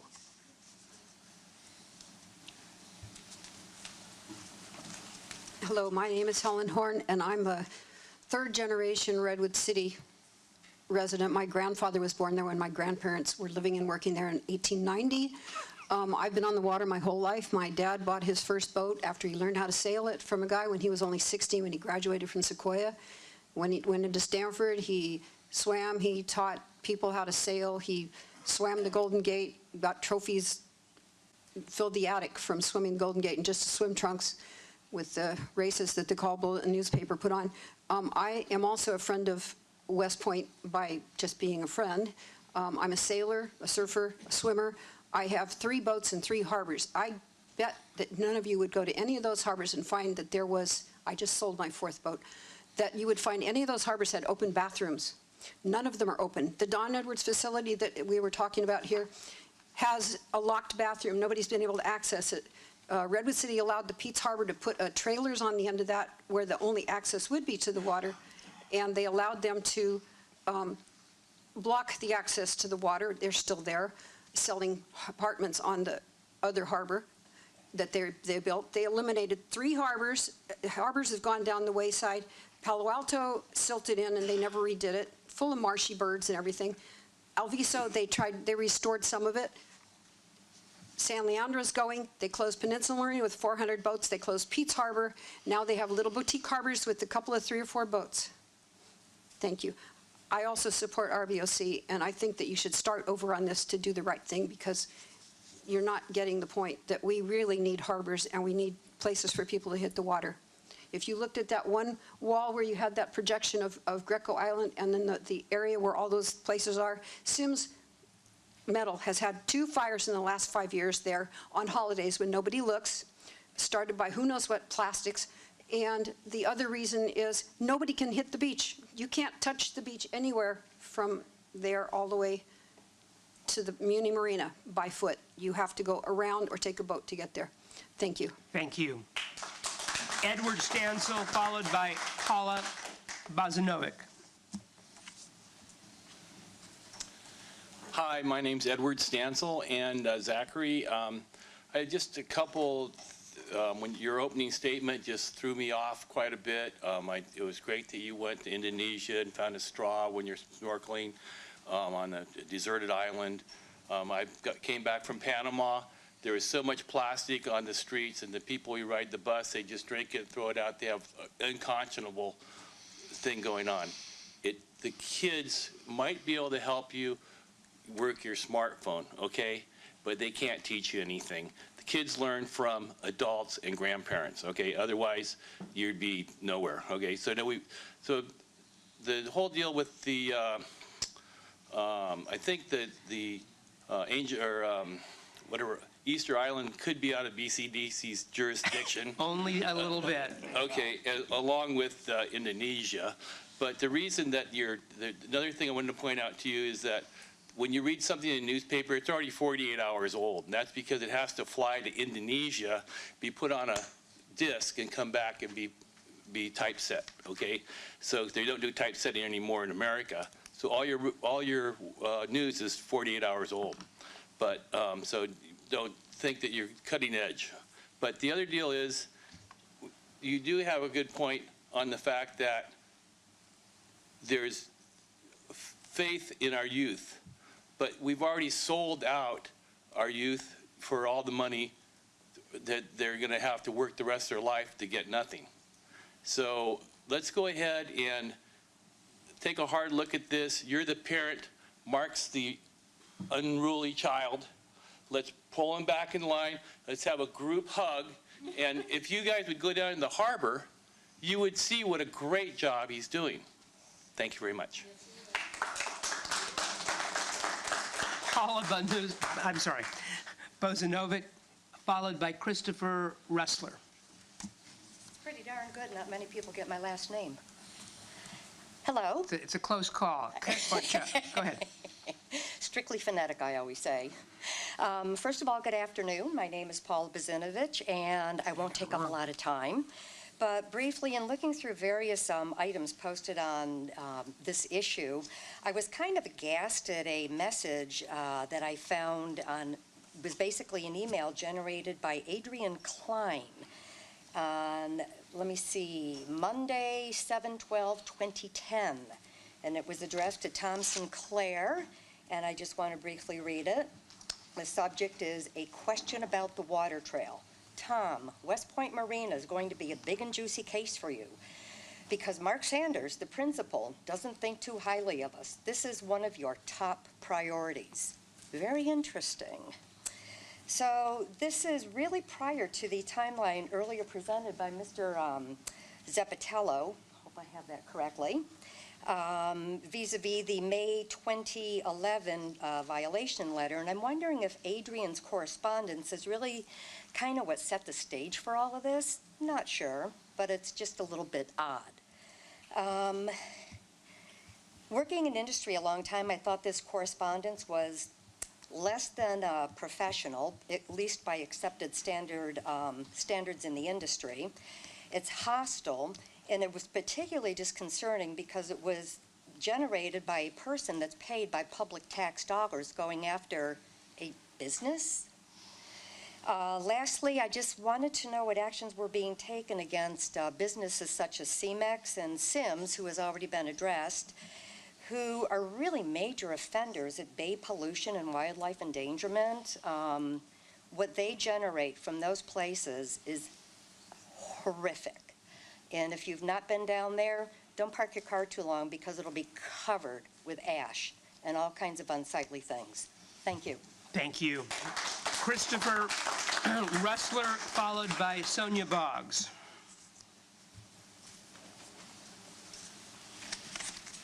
Mr. Ressler? Boggs is next. Doug Furman is after that. Good afternoon. I'd like to speak about the backlog of over 170 enforcement actions. The BCDC staff has assigned points to the various infractions, determining which are the worst violators. Within the list of violators, there are a large number of public sector agencies, many of which are in the jurisdictions represented on the commission. If you haven't read the minutes of your enforcement workshop, I encourage you to do so because you will learn a lot about your enforcement process. It is interesting to note that we don't seem to hear about any action being taken by BCDC staff against these public agencies. But instead, staff has prioritized lesser violators, often individuals and small businesses, where staff think there are more funds to be gained for the agency by enforcement. As a taxpayer and a friend of Westpoint Harbor, I believe an investigation should be launched as to why BCDC staff prioritizes private individuals while apparently ignoring the public agencies who have higher points for violations represented by the commissioners. And I encourage you today to vote no. Thank you. Thank you. Doug Furman, followed by Carol Sheets. Good afternoon, Commissioners. My name is Doug Furman. Your Executive Director has written numerous times about how many hours his staff has worked to try and resolve the issues at Westpoint Harbor. His conclusion is that Mark Sanders is an unreasonable man who is unwilling to work with the reasonable BCDC staff. He's said that many times. He's never really addressed the issue of his Chief Enforcement Officer, who in an email dated July 22nd, 2010, targeted Mark Sanders at Westpoint Harbor as a big juicy one and ordered that it be your staff's top priority. He also fails to address the notes between Adrian Klein and Brad McCrae dated October 24th, 2012, where they decided they would out-nitpick Mark Sanders. There was nothing in the notes where Brad McCrae said, "No, we can't do that. That isn't what BCDC is all about." With the issues in front of you, I would say they have achieved their objectives of creating a big juicy fine and out nitpicking Westpoint Harbor. Mr. Goldsman would have you believe that staff are reasonable and work earnestly to try and resolve the issues, but the facts do not support this statement. You have a problem, and it starts at the top. Today, the Commission gets to decide who is in charge of the future of BCDC, the staff or the Commission. Your decision will determine the new mission statement: BCDC saving the Bay, or BCDC saving the Bay, one brown round table at a time. Thank you. Carol Sheets, followed by Kevin Parker.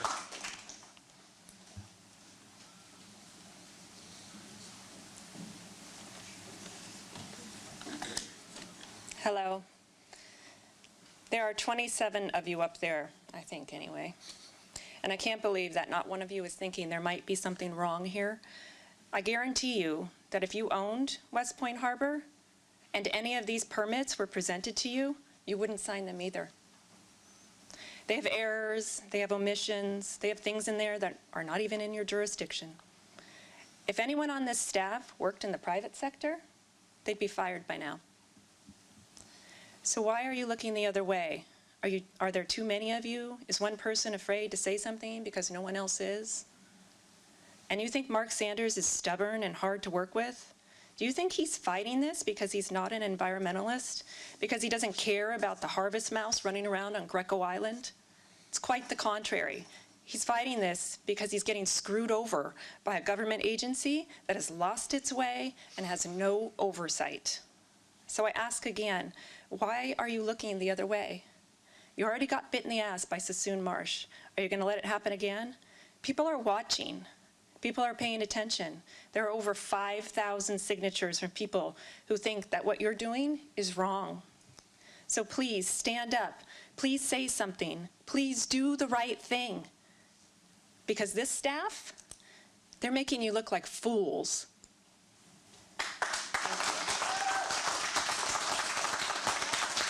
Kevin Parker, followed by Arthur Feinstein. Mr. Parker? Going, gone. Arthur, you're up. What was the name? Kevin Parker? I'm sorry, I couldn't hear you. The applause was too loud. Cute. Thank you for letting me speak again. I'm very glad to be here again. Because I didn't hear you, I couldn't get my notes up. First of all, I want to thank the commissioners for their patience and attention this afternoon and your participation in this process. I, as you can tell from my accent, come from the extreme eastern end of California. I took an exam to be here, and I came here to Northern California because I was told that it was a great northern liberal democracy. And that has been my experience, more or less. The less part we'll get to in a second. I was also told that if I wanted to have a quiet evening out, I should go to a Giants game. Well, it turns out that if I want a quiet afternoon, I should come to a BCDC meeting, because your silence is absolutely deafening. A little while ago, you went into a private session. What could you possibly be discussing that I shouldn't be able to hear? These matters are about things that I care about. Remember, you work for us, and if you don't remember, let me just remind you. California Government Code, section 11120 says about you, the people of the state do not yield their sovereignty to the agencies which serve them. The people in delegating authority do not give public servants the right to decide what is good for the people to know and what is not good for them to know. The people insist on remaining informed so that they may retain control over the instruments they have created. So do tell me, what was so important that only you could know about it in your exalted and esteemed position? It's interesting to me this afternoon that all the speakers have said the same thing. I was delighted that a couple of our friends from the conservation groups got up and said the same thing. We all want Westpoint Harbor to be compliant with the requirements. Nobody yet has proven a single thing that Westpoint has done wrong. There's been no harm to wildlife. There's no proof of that. There's likely harm, maybe, but no proof of it. Mr. Parker, please conclude. Okay, let me conclude by this. Can one of you speak about something? And let's have the next meeting at Westpoint.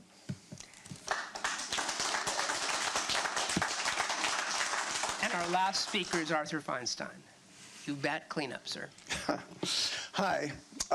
Well, this has been a sort of brutal session for you all, especially your staff, and I commiserate with them somewhat.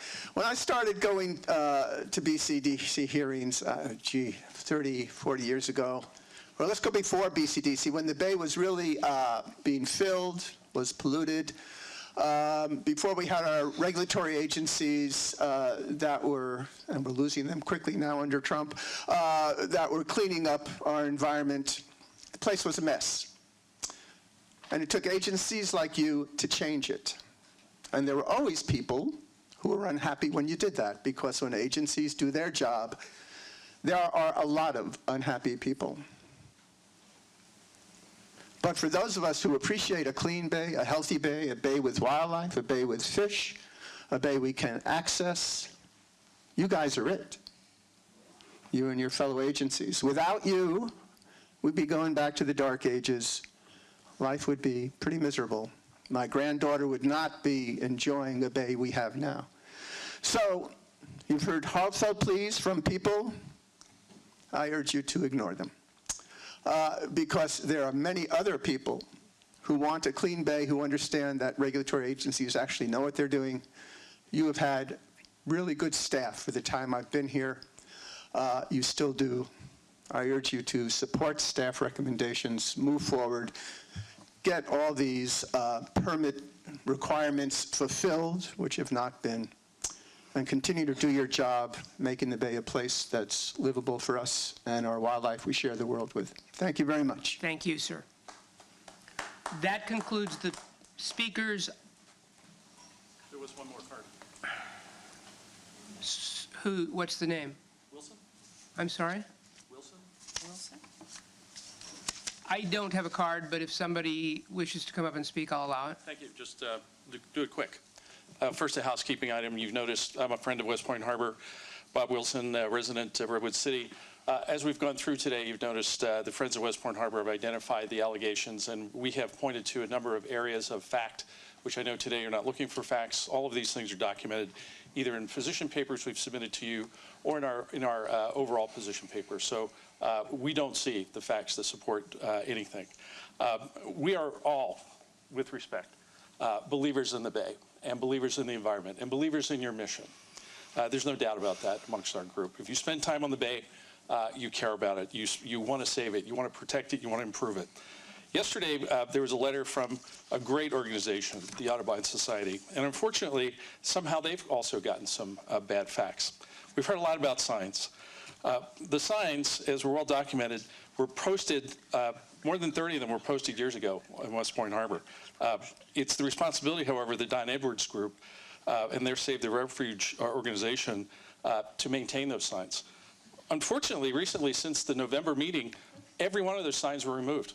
We found a few at the bottom of the slough. We've reported it to the police. It's disturbing. The harbor, even though they're not responsible for it, is working with the refuge manager to get the right signs back in place with the right safeguards so that none of the birds are harmed.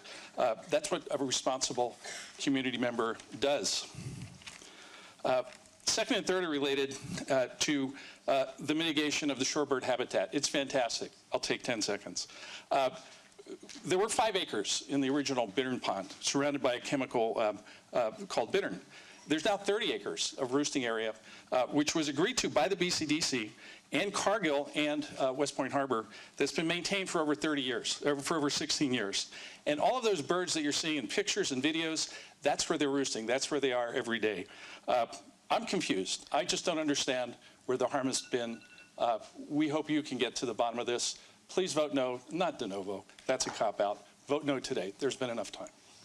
Thank you. I would entertain a motion to close the public hearing. Second. Vasquez and Joya seconds. All those in favor of closing the public hearing say yes. Aye. Anybody wish to keep it open? It's unanimous to close the public hearing. Thank you. I'm going to exert the chairman's prerogative to do 2 things. One, there have been a lot of remarks. This is, for better or worse, not the forum to address them publicly. But on the issue of going into closed session, because there are a number of people here who may not be familiar with government process, the respondent's lawyer, as he has every right to do, has demonstrated an indication to take action if we were to support this measure. That's a legitimate threat of litigation, entitled to do it. Nothing wrong with it. When there is a threat of litigation, a public agency like ours is entitled, and indeed some level has a responsibility, to discuss that threat in private because it can go to litigation. And if we had some of that discussion in public, it would, 1, destroy the attorney-client privilege with our attorney, and 2, we're entitled to think about our litigation defense privately. That's what happens in those sessions. That's the way it was entitled, and that's what occurred. We took no action in that session. Second, I suspect I'm going to disappoint both counsel. I'm going to use my prerogative to make a motion. And my motion would be, in the context of all that has been presented to us, both in writing and this afternoon, I would move to remand the matter, the entire matter, to the Enforcement Committee to consider any additional information and evidence from staff and from the respondent, and consider any appropriate modifications to the proposed order by staff or by respondent. Is there a second to the motion? I'll second. Kate Sears seconds. And once again, no debate. Does anybody have any, Commissioner, have any comments or questions on the motion? I have one. I do want to, at some level, echo Mark Zappatello's comment. You obviously have no obligation to engage in further discussion or mediation, but I would urge both sides to think about that, because as many of the speakers and others have said, there in fact are a number of common grounds here. A lot of differences too. Certainly, I think it would be beneficial if there could be a resolution that both sides come to. Given what has happened, I suspect without mediation, that's going to be very difficult. With mediation, it may still be difficult, but possible. It's not part of the motion, it's only a request. With Commissioner Vasquez. I appreciate you opening that door for both sides to maybe talk or have somebody come in and help mediate the issue before it does apparently go to litigation. We're not sure. Thank you. Any other comments? We will take a roll call. I'm sorry, Commissioner Pine. Thank you. I would like to take a few moments and share my observations about the matter. I serve on the San Mateo County Board of Supervisors, so while the Westpoint Marina is not in my supervisorial district, it is in my county. I used to live in Redwood City. I'm very familiar with the Bay Shore. I did have the opportunity to visit Westpoint Marina on 2 occasions, so I would like to just share some observations to both Westpoint and to BCDC. So first off, Westpoint Marina is a remarkable marina. When you see the pictures of the prior Bitterinn Pond, this big red blob, and then you look at what it is today, it's a remarkable accomplishment. So we do now have 200 berths, an expanded bay because of the creation of the marina. We do have a shorebird roosting habitat. We have a separate boatyard that was completed in phase 2. And while it's all on hold now, the plan was to have commercial and retail in phase 3. And I also compliment Mr. Sanders because it is clear that he is an extraordinarily environmentally conscious person. The marina has been recognized for being as green as it is. And I think among his other contributions to the environment, a lot of the dredging material from that marina was moved over to Bear Island, which was an incredibly remarkable restoration project. But on the other hand, I do believe there have been instances where, in my opinion, Westpoint has not followed the permit, particularly with respect to the public access. Now, I think most of that public access issues have been resolved as of now. I think it took too long to get there. In addition, I believe, in my opinion, that many actions were taken by Westpoint that were very reasonable, but they didn't comport with the permit, and the permit wasn't amended. So it's kind of a tricky situation there. Turning to BCDC, I'm really proud to serve on this commission, and the job of this commission is to minimize bay fill and provide public access and make sure that bay shore development balances both, can happen while balancing environmental concerns. And the staff here, gives their heart and soul to it, and the success of their work, as pointed out by one of the speakers, is seen in the incredibly improved quality of the bay. On the other hand, I think that BCDC, sometimes the perfect can be the enemy of the good. I think that the original permit conditions themselves don't, in some instances, match the realities on the ground, and it's hard for BCDC to adjust when that occurs, in my opinion. So now what are we going to do? We could continue to fight this, and that would be a poor path, The cost will be enormous in terms of private legal fees and public payment for attorneys. And also, I think everyone has to keep in mind that there's really, I can't imagine a scenario where BCDC and Westpoint can part ways. I mean, as someone has said, it's, we're married and there's like no option for divorce. So, we can fight and fight and fight, but we have to, we have to remain partners in the future. So my hope, my sincere hope, is that the parties can pull back from this brink. And I think actually the foundation is really there for resolution. First off, Amendment number 5, which the parties worked on extraordinarily hard for a long time. If it were to be signed, it would clear up a number of these violations. And then secondly, many of the remaining violations, I think, can be resolved either by modest actions by Westpoint or by amending the permit to allow the conditions to remain.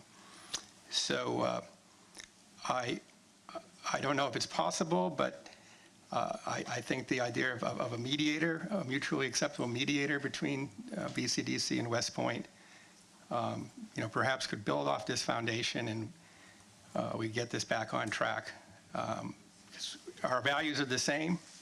Westpoint Marina is an incredible place. BCDC's, its mission is one that none of us dispute. And if you step away from it all, this should be resolvable. And I hope that it is. Thank you, sir. Sharon, will you? Mr. Chairman, may I address briefly?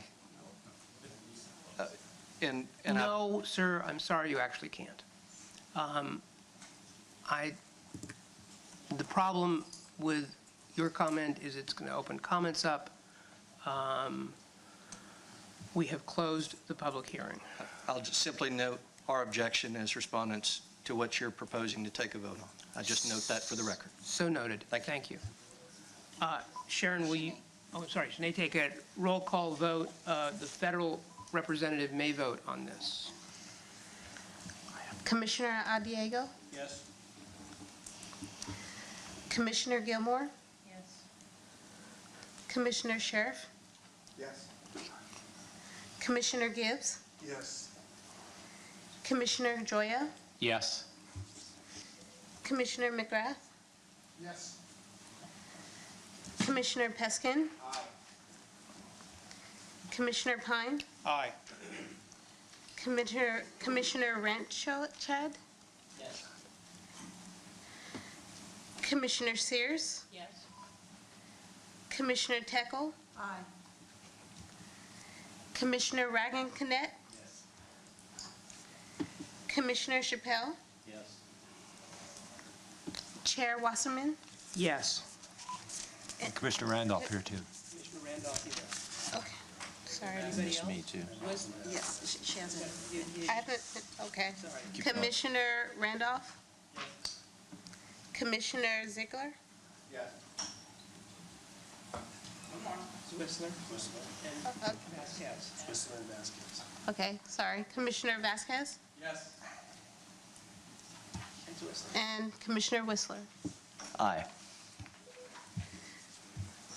Anybody else miss? 6, 7, 8, 9, 10, 11, 12, The 13, ayes 14, have 15, it. 16, 17, The motion 18. passes unanimously.